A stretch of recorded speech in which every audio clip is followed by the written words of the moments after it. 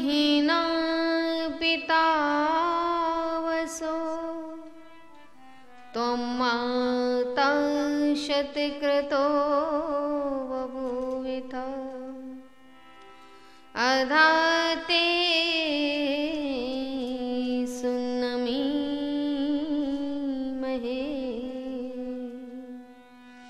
अधा ते सुन्नमीमहे। श्वास श्वास पर ओम जप वृथा श्वास मत खोए ना जाने इस श्वास का आवन हो न हो आवन हो न हो।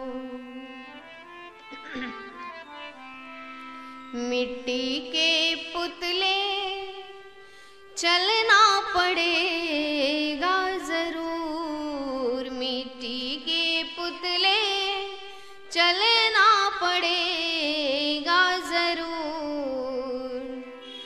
गाँव तेरा बड़ी दूर मिट्टी के पुतले चलना पड़ेगा जरूर मिट्टी के पुतले चलना पड़ेगा जरूर।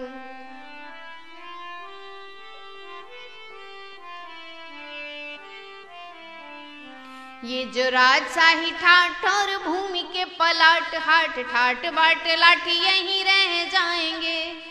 ये जो माया के मकान चूम रहे आसमान याद रहे ये दलान सभी ढह जाएंगे।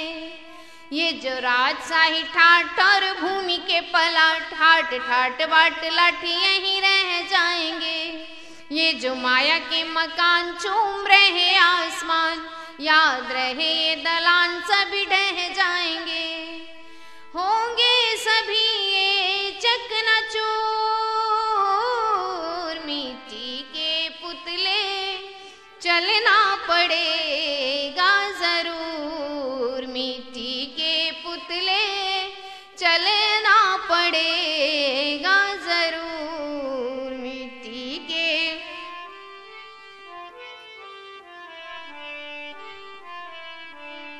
तेरा रूप रंगीला और बदन गठीला तू जवान भी संजीला चले झूम जाम के। तेरा रूप रंगीला और बदन गठीला तू जवान भी संजीला चले झूम जाम के। ये जो फूल सी जवानी चंद रोज की निशानी आनी जानी ये जवानी रख रोक थाम के। ये जो फूल सी जवानी चंद रोज की निशानी आनी जानी ये जवानी रख रोक थाम के। इस पर न कर तो गरूर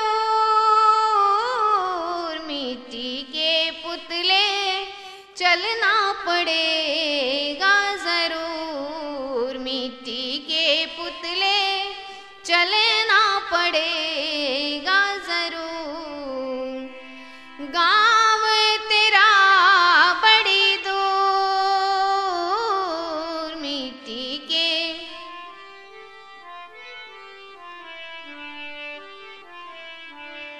कोई कहे भाई बाप सभी करेंगे विलाप आप पड़े चुपचाप कोई बोलेगा न चलेगा।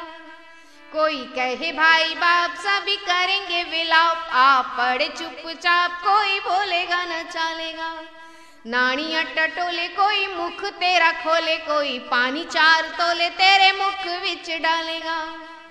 रोएंगे खड़े हो मजबूर मिट्टी के पुतले चलना पड़ेगा जरूर मिट्टी के पुतले चलना पड़ेगा जरूर मिट्टी के।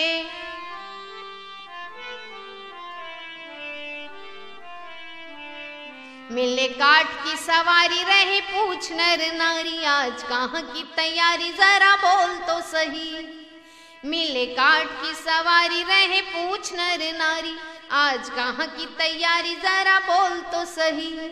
लई तगड़ी भी तोड़ रहे कई करोड़, लिए पैर क्यों सिकोड़ जरा बोल तो सही। लक्ष्मण क्यों बिखरा तेरा नूर, मिट्टी के पुतले चलना पड़ेगा जरूर, मिट्टी के पुतले चलना पड़ेगा जरूर। गाँव तेरा बड़ी दूर, मिट्टी के पुतले चलना पड़ेगा जरूर, मिट्टी के पुतले चलना पड़ेगा जरूर।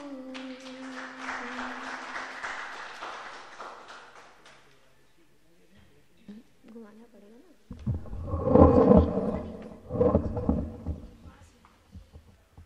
ओम ओम ओम ओम। कमर सीधी करके बैठे,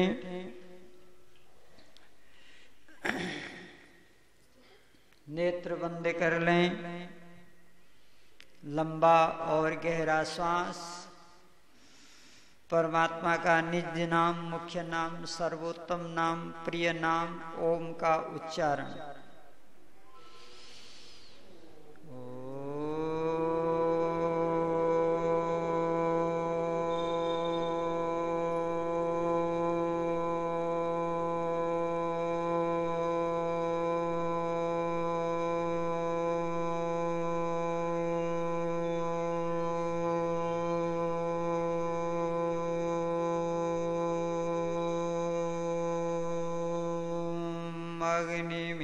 अग्निमिन्धानो मनसाधियं सचेतमर्त्यः, अग्निमिन्दे विवश्ववे। ओम शान्तिः शान्तिः शांति।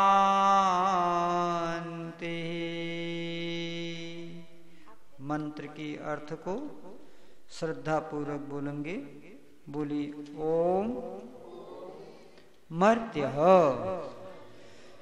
हे मरण धर्मा मनुष्य, मनसा श्रद्धा से अग्निम परमात्मा का ईंधन ध्यान करता हुआ, धियम बुद्धि को, सचेत अच्छी प्रकार से प्राप्त हो, इसलिए विश्व भी सूर्य की किरणों के साथ अग्निम परमेश्वर को अपने इंधे हृदय में विराजमान कर ओम शांति ही शांति ही शांति ही। ये सामवेद का मंत्र है जिसके ऋषि आदित्य हैं और कुल 1875 मंत्र सामवेद के अंदर हैं। इस मंत्र में परमात्मा 4 प्रकार की प्रेरणाएं हमें दे रहा है। कितने प्रकार की? 4 प्रकार की प्रेरणाएं परमेश्वर कर रहा है। अब इन चारों प्रेरणाओं को हमें समझना है। अब जो पहली प्रेरणा है वह है, हे मरण धर्मा मनुष्य। अर्थात ये जो मनुष्य है ये मरण धर्मा है। धर्मा का अर्थ क्या होता है? धर्मा का अर्थ होता है कि जो अपने स्वभाव को बदलता नहीं है उसे क्या कहते हैं? धर्म। आगे ना, जैसे अग्नि है उसका धर्म क्या है? उष्णता, प्रकाश, ताप। जहाँ उष्णता होगी जहाँ प्रकाश होगा, जहाँ ताप होगा, वहाँ क्या होगी? क्यों होगी? क्योंकि ये अग्नि का धर्म है। क्या है अग्नि का? ठीक इसी प्रकार से यहाँ पर मनुष्य का जो धर्म है वो क्या है? मरण धर्मा। इसको मरना ही मरना है, इसको कोई टाल नहीं सकता। अब आपने ये सुना होगा कि आत्मा अजर अमर अविनाशी है, फिर यहाँ पर मरण धर्मा क्यों कहा गया? इसलिए कहा गया क्योंकि यहाँ पर आत्मा शब्द का प्रयोग है ही नहीं, यहाँ पर मनुष्य शब्द का प्रयोग है। किसका प्रयोग है? मनुष्य। तो ये आत्माएं कई तरह की होती हैं, कुछ मनुष्य के शरीर में हैं, कुछ पशुओं के शरीर में हैं, कुछ पक्षियों के शरीर में हैं। ये आत्माएं, मनुष्य नहीं। मनुष्य तो केवल मनुष्य के शरीर वाला है। जो मनुष्य के शरीर में है वही मनुष्य है, जो पक्षी के शरीर में है वो पक्षी है, जो पशु के शरीर में है वो पशु है। तो जैसे पक्षी मरण धर्मा है, पशु मरण धर्मा है, एक न एक दिन पक्षी मरेगा, एक न एक दिन पशु मरेगा, तो मनुष्य भी एक न एक दिन मरेगा। इस बात को भूलना नहीं है, इस बात को सदैव याद रखना है, जीवन के प्रत्येक क्षेत्र में याद रखना है। इस बात को याद रखने से क्या होगा? अधर्म कभी नहीं होगा। क्या होगा? मनुष्य चाहेगा तो भी अधर्म नहीं कर सकता, क्योंकि उसे पता है मैं जिस शरीर में बैठा हूं इसकी हवा पता नहीं कब निकल जाए। गाड़ी चल रही है, अच्छी खासी गाड़ी है, पेट्रोल भरा हुआ है, गैस भरी हुई है, सीएनजी वाली है, सब कुछ ठीक ठाक है। एक पत्थर टायर पर टकराया और टायर पंचर हो गया, गाड़ी रुक गई वहीं पर। इसी प्रकार से हम भी अपने जीवन की यात्रा में लगे हुए हैं। सारी यात्राएं अनुमान से हो रही हैं। कैसे हो रही हैं? कि हम यहाँ से घर पहुँच जाएंगे, घर से यहाँ आ जाएंगे, ये सब अनुमानों के दायरे में है, मगर गारंटी नहीं है। कितने लोग रास्ते में ही रुक जाते हैं, कितने लोग पहुँच ही नहीं पाते हैं। अगर हम आज पहुँच रहे हैं तो ये ईश्वर की हमारे ऊपर विशेष कृपा है। एक तो सबके ऊपर होती है। सबके ऊपर क्या है? सबको आंख दे रखी है भगवान ने, कान दे रखे हैं, नाक दे रखी है, मुंह दे रखा है, हाथ पांव दे रखे हैं। ये ऑर्डिनरी कृपा है, सबके ऊपर है। विशेष कृपा, हम नेत्रों से जाके विद्वानों का दर्शन करते हैं, ये विशेष कृपा है। कानों से विद्वानों की वाणी सुनते हैं, विशेष कृपा है। पांव से सत्संग भवन जा रहे हैं, ये विशेष कृपा है। और भोजन में भी प्रसाद खा रहे हैं, ये विशेष कृपा है। ठीक है नहीं? जो होटल में होता है उसे खाना कहते हैं। क्या कहते हैं? जो घर में होता है उसे भोजन कहते हैं, और जो मंदिर में होता है उसे प्रसाद कहते हैं। तो ये जो प्रसाद है ये सब नहीं खा पाते हैं। जो भाग्यशाली लोग होते हैं उन्हीं को प्रसाद मिलता है। और भगवान कृष्ण ने तो गीता में कहा, अर्जुन प्रसादम शांति अधिगच्छति। जो लोग प्रसाद खाते हैं उन्हीं को शांति मिलती है, न एतरेषाम। जो लोग खाना खाते हैं उनको शांति नहीं मिलती है। वहां तो होटल और टोटल दोनों है ना? वहां टोटल भी है, होटल भी है। वहां प्रसाद का, वहां तो बस होटल में क्या कहता है, तुम कमा के लाओ हम तुम्हें खिलाएं। होटल का यही सिद्धांत है, कमाओ और खाओ। कमाओगे नहीं तो खाओगे नहीं। अच्छा, किसी के घर में चले जाओ तो कहेंगे भैया कमाते हो या नहीं कमाते, आओ पानी पी लो, है कि नहीं? अब नहीं कमाते तो क्या करें? नहीं कमाते हो, लेकिन हमारे घर में आए हो तो भूखे नहीं जाओगे, भोजन कर लो। अच्छा, होटल वाला ऐसा कहेगा? नहीं, कमाया नहीं है तो खाया भी नहीं जाएगा। और मंदिर में तो ये भी नहीं पूछा जाता है। मंदिर में पूछा भैया प्रसाद ले लो, प्रसाद है ले लो, भगवान का प्रसाद है। मंदिर में तो लोग बड़े आग्रह निवेदन के साथ कहते हैं ले लो इसको। और परमात्मा यही कह रहा है कि जो प्रसाद खाते हैं उन्हीं को शांति मिलती है। तो प्रसाद कौन खाते हैं? जो इन इंद्रियों के द्वारा धार्मिक अनुष्ठान में लगे हुए हैं। धार्मिक अनुष्ठान, जब आप अपने आंखों से शराब के ठेके में शराबियों को पीते हुए देख रहे हैं, शराब भले आप नहीं पीते हैं, लेकिन आपके आंखों के द्वारा अधर्म हो रहा है।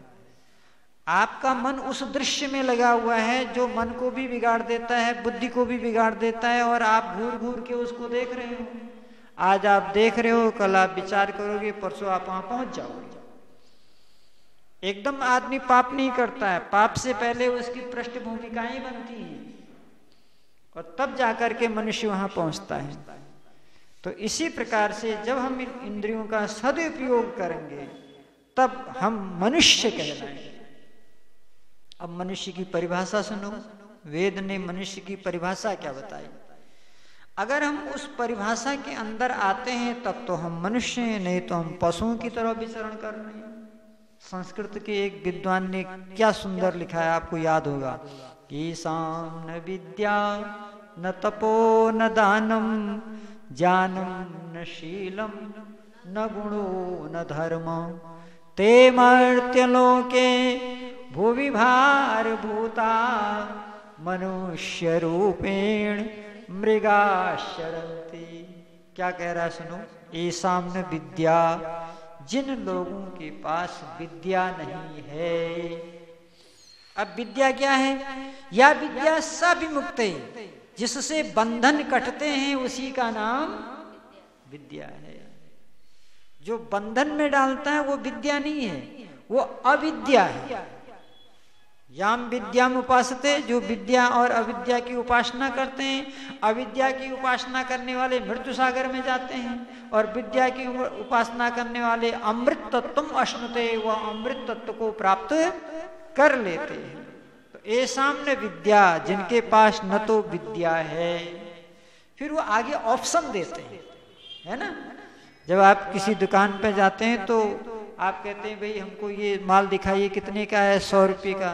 तो आपने कहा भाई बहुत ज्यादा है, तो आपको कोई बात नहीं, ऑप्शन है 80 वाला ले लो, 100 नहीं तो 80 वाला ले लो। ऑप्शन, यहाँ भी ऑप्शन दे रहे हैं कि मगर यदि आपके पास विद्या नहीं है, ऐसा न विद्या तपो, तो तप होना चाहिए। अगर विद्या नहीं है तो क्या होना चाहिए? तप। अब तप का मतलब क्या है? तप का मतलब लोगों ने सोचा हिमालय में चले जाओ, एक हाथ खड़ा करके वहां बैठे रहो, राम राम कहो, ये तप नहीं। सहनम सर्व द्वंद्वानाम तपस्तान उच्यते, संसार के समस्त द्वंद्वों को सहना। क्या सहना? द्वंद्व। द्वंद्व क्या है? कभी सर्दी है, कभी गर्मी है। अभी आप देख रहे हो सुबह सुबह ठंड हो जाती है, स्वेटर ओढ़ लेते हैं, दोपहर में स्वेटर उतार देते हैं, गर्मी बढ़ जाती है। तो ये द्वंद्व है, इनको सहना है। मान अपमान, ये द्वंद्व है। किसी ने मान कर दिया, फूल के गोलगप्पे हो गए। किसी ने अपमान कर दिया, बोले अब तो उसके दरवाजे से जाएंगे ही नहीं। रास्ता बदल देता है आदमी। कभी कभी मुझे कहना पड़ता है आज के इंसान की स्थिति क्या है। घर बदलता है, लिबास बदलता है, परिवार बदलता है, सब कुछ बदलता है, लेकिन खुद को नहीं बदलता है। और यदि आदमी खुद को बदल दे तो फिर कुछ बदलने की आवश्यकता, फिर कुछ भी बदलने की आवश्यकता नहीं है। सारी समस्याएं हैं खुद के न बदलने से। तपो, तप करने की शक्ति जिसमें नहीं है। आगे सुनो, एक ऑप्शन और दे रहे हैं। पहले क्या कहा था? विद्या, फिर क्या कहा? तप। आगे कह रहे हैं न दानम, जो व्यक्ति दान भी नहीं दे सकता, विद्या भी नहीं पढ़ सकता, तप भी नहीं कर सकता और दान भी नहीं देता। कितने ऑप्शन दे रहे हैं देखो। आगे फिर ऑप्शन है, ऑप्शन पर ऑप्शन है, लेकिन आदमी उसमें भी फेल हो जा रहा है। न तो विद्या है, न तप करने की शक्ति है, न दानम, न शीलम। शील कहते हैं आचरण। किसको कहते हैं? आचरण को। अगर आप किसी अनजान व्यक्ति के पास जाएं तो अनजान व्यक्ति आपके रूप रंग को नहीं देखता है, वो आपके आचरण को देखता है। आप कैसे बिहाव करते हैं, एक दूसरे से कैसे व्यवहार करते हैं, आप प्रस्तुतिकरण, अपने आप को कैसे प्रस्तुत करते हैं आप किसी अनजान व्यक्ति के सामने जाके। शीलम, और फिर एक ऑप्शन और दे रहे हैं, गुणो, न तो किसी प्रकार का गुण है। गुण का मतलब जो मीठा ही मीठा हो, उसे ना गुण कहते हैं, लेकिन यहाँ गुण है, गुण और गुण। तो गुण मतलब अच्छाइयां, दया, करुणा, प्रेम, अहिंसा, परोपकार, सत्संग, सेवा, ये गुण होते हैं। न धर्म हो और न किसी प्रकार का धार्मिक अनुष्ठान करता है। तो क्या कहा, जिनके पास न तो विद्या है, न तप करने की शक्ति है, न ही दान देता है, न ही किसी प्रकार का शिष्टाचार है, न ही कोई अच्छाइयाँ हैं, और न तो धर्म के रास्ते पर चलता है। ते मर्त्यलोके भुवि भार भूता, ऐसे मनुष्य इस पृथ्वी के ऊपर भार हैं। क्या है पृथ्वी के ऊपर? कौन? जो न तो विद्या को प्राप्त कर रहे हैं, न तप कर रहे हैं, न दान दे रहे हैं, न कोई शिष्टाचार उनके अंदर है, न कोई अच्छाइयाँ उनके अंदर है, न कोई धार्मिक अनुष्ठान करते हैं। वो इस पृथ्वी के ऊपर भार के समान हैं। तो किसी ने कहा भार है तो जिंदा तो हैं, भले भार है जिंदा तो हैं। तो आगे कहते हैं मृगाश्चरन्ति, वो जिंदा होने के बाद पशुओं की तरह हैं। कैसे हैं? पशुओं की तरह हैं। लेकिन आप देखते होंगे पशु भी कुछ न कुछ परोपकार कर जाते हैं। गाय दूध दे देती है, भेड़ें बालों को दे देती है ना, मछलियां पानी को साफ कर देती हैं, सांप सारी दुर्गंध को खा जाती है, सुअर स्वच्छता अभियान का सबसे बड़ा प्राणी है। तो पशु तो कुछ न कुछ कर जा रहे हैं, लेकिन मनुष्य शरीर में आकर के जिस व्यक्ति के पास ये चीजें नहीं हैं, वो तो पशुओं से भी गया गुजरा है। इसलिए मनुष्य की परिभाषा बताई कि मनुष्य आप किसे कहोगे? तो लिखा मत्वा शिव्यति कर्माणि, जो अपने कार्यों को विचार पूर्वक करता है। जैसे बाबूजी ने टोपी लगाई है, ठीक है, अब इनसे हम पूछ दें आपने टोपी क्यों लगाई, तो आपने कहा बस ऐसे लगा लिया। तो पता लगा कि इस टोपी को लगाने का कोई फायदा नहीं है, क्योंकि कोई विचार, लेकिन एक विचार आया कि ठंडी है, कान में ठंडी प्रवेश कर सकती है, सर में ठंडी प्रवेश कर सकती है, चलो ढक लिया जाए, इसलिए हमने टोपी पहन लिया। एक विचार है ना। तो विचार के साथ आप जो भी काम करेंगे, ठीक है। अब आपके बगल पर आप बैठे, आपने टोपी नहीं लगाई।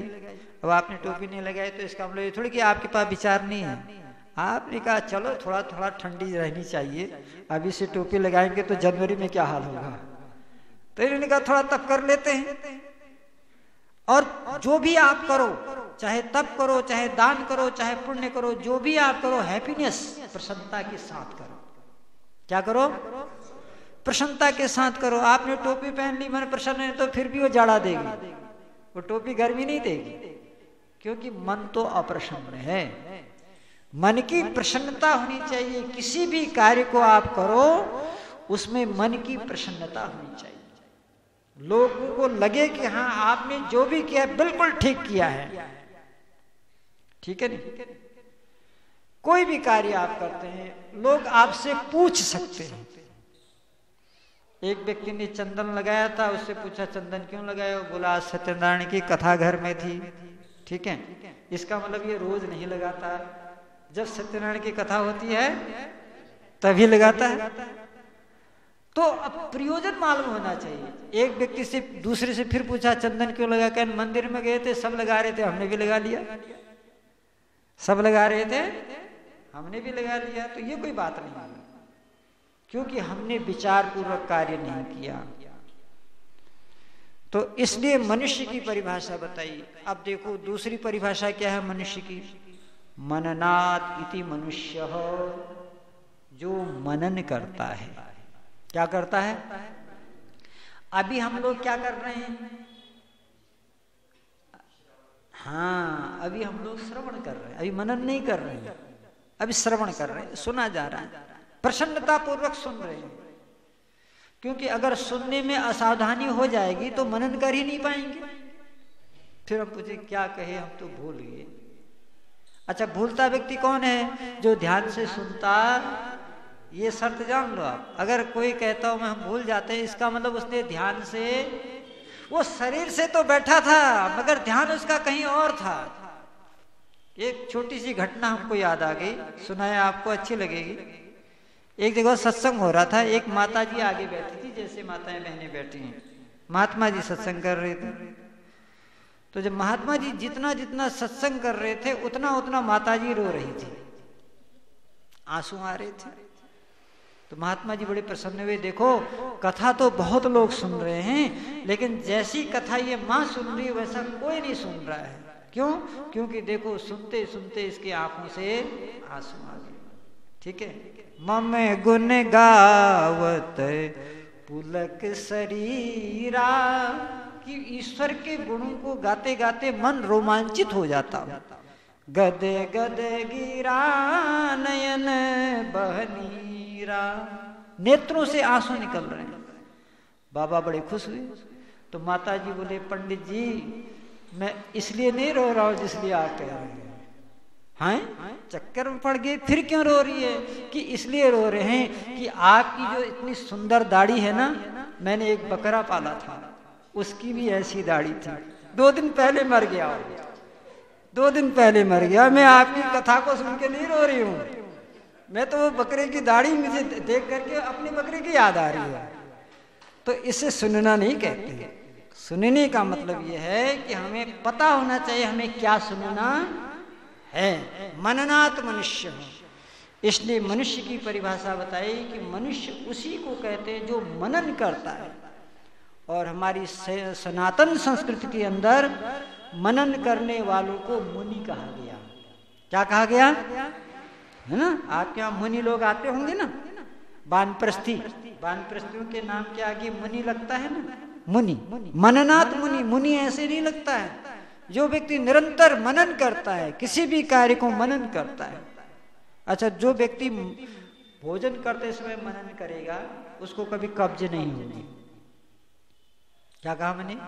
भोजन करते समय मनन करेगा उसको कभी, अब भोजन करते समय मनन कैसे होगा? भोजन करते समय मनन ये होगा कि एक कौर को चबा चबा के खाना। और जो मनन नहीं करते हैं वो इधर से उठाए अंदर गए, फिर उठाए अंदर डाले, फिर उठाए अंदर डाले, डालते चले जाओ, उनको कब्ज जरूर होगी। दुनिया का कोई भी काम करो मनन पूर्वक करो, विचार पूर्वक करो, तो हम मनुष्य बन जाएंगे। और जिस दिन हम मनुष्य बन जाएंगे, फिर परमात्मा हमको सावधान कर रहा, तो मनुष्य तो बन गए लेकिन ठहरो, तुम मरण धर्मा हो। एक न एक दिन तुम्हें ये संसार छोड़ के जाना है, इसको याद रखो। और जब इसको याद रखोगे फिर आगे क्या करना है इसको बताएंगे। लेकिन ये हमेशा याद रखो कि तुम मरण धर्मा हो। अब जब व्यक्ति बीमार होता है तब वो समझता है कि हाँ लगता है अब समय आ गया है। लेकिन जब व्यक्ति जवान होता है, जब व्यक्ति स्वस्थ रहता है, उस समय उसके मन में ये विचार नहीं आते। अगर उस समय उसके मन में ये विचार आ जाएं तो इतने बड़े हाल में बैठने की जगह न मिले। आज जो हाल हमें जगह जगह खाली नजर आ रहा है, ये इसलिए खाली नजर आ रहा है, लोग मृत्यु को भूल करके बैठे हुए हैं। और जो मृत्यु को भूल जाता है उसको तो मृत्यु फिर ऐसे पकड़ेगी कि उसकी हालत खराब हो जाएगी। लेकिन जो जान रहा है कि मैं मरण धर्मा हूं, तो वो प्रतिक्षण जागने की कोशिश करेगा। क्या कोशिश करेगा?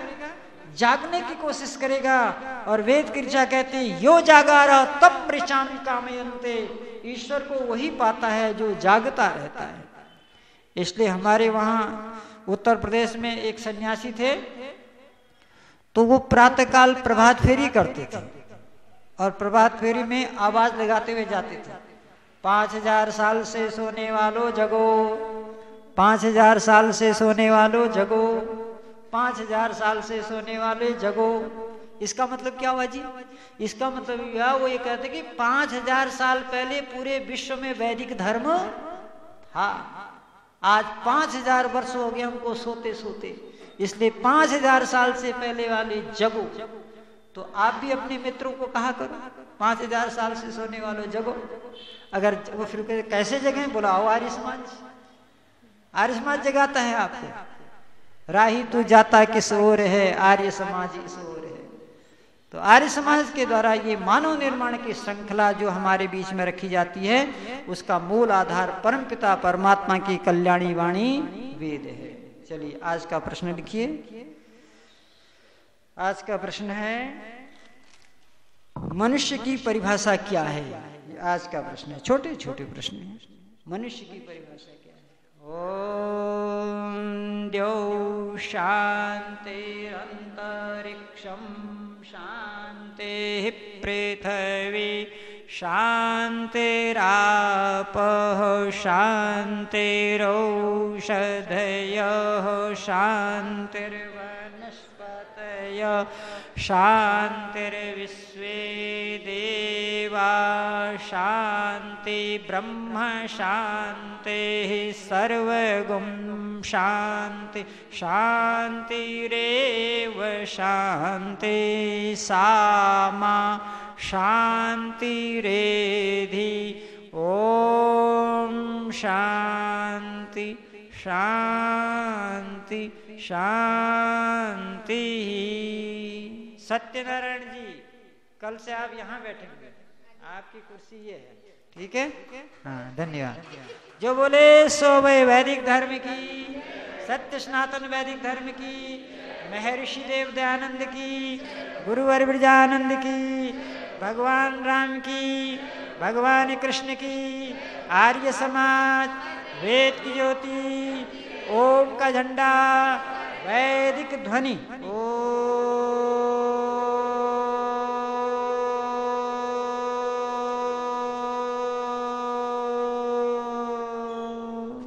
वैदिक अभिवादन। सभी को सादर नमस्ते, धन्यवाद। हाँ ये पुस्तकें जो लोग पिछली बार नहीं ले पाए थे यहाँ रखी हैं, इनको आप ले सकते हैं। बहुत बहुत धन्यवाद।